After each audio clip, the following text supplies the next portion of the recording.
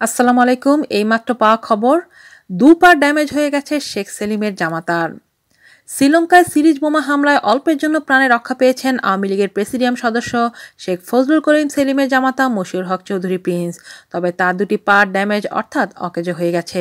তিনি শ্রীলঙ্কার একটি হাসপাতালে চিকিৎসাধীন রয়েছেন। এই হামলায় প্রাণ হারিয়েছে মশিউরের ছেলে জায়ান চৌধুরী। সোমবার বেলা 11:30টায় শেখ সেলিমের বনানীর বাসা থেকে বের হয়ে এসে সাংবাদিকদের এসব কথা বলেন সাবেক স্থানীয় সরকার, পল্লী উন্নয়ন ও সমবায় মন্ত্রী খন্দকার মোশাররফ হোসেন। এ সময় সাবেক সাংস্কৃতিক মন্ত্রী আসাদুজ্জামান নূর, সাবেক নৌ পরিবহন মন্ত্রী শাহজাহান খান উপস্থিত ছিলেন। খন্দকার মোশাররফ বলেন, শেখ সেলিমের জামাতা খুব বাজেভাবে আহত হয়েছেন।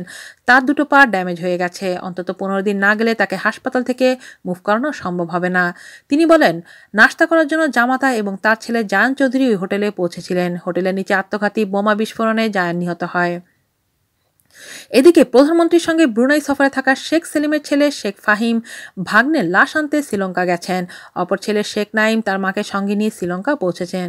প্রসঙ্গত, শ্রীলঙ্কায় রবিবারে ভয়াবহ সিরিজ বোমা হামলায় অন্তত 290 জন নিহত হয়েছেন। আহত হয়েছেন 500 জনের বেশি মানুষ। বোমা হামলার ঘটনায় এই পর্যন্ত 24 জনকে আটক করা হয়েছে। তবে কারা হামলা চালিয়েছে তা এখনও চিহ্নিত করতে পারেনি দেশটির সরকার। নিহতদের মধ্যে রয়েছে আওয়ামী লীগ নেতা শেখ ফজলুল করিম সেলিমের 8 বছর বয়সী নাতি জায়ান চৌধুরী। আহত শেখ সেলিমের জামাতা মশিউর হক চৌধুরী প্রিন্স কলম্বোর একটি হাসপাতালে চিকিৎসাধীন। কলম্বোর একটি 5 তারকা হোটেলে 2 ছেলে ও স্বামীকে নিয়েছিলেন শেখ সেলিম এমপির মেয়ে শেখ আমেনা সুলতানা সোনিয়া। সেখানে এই নৃশংস ঘটনা ঘটে। আজ এ পর্যন্তই। আল্লাহ হাফেজ।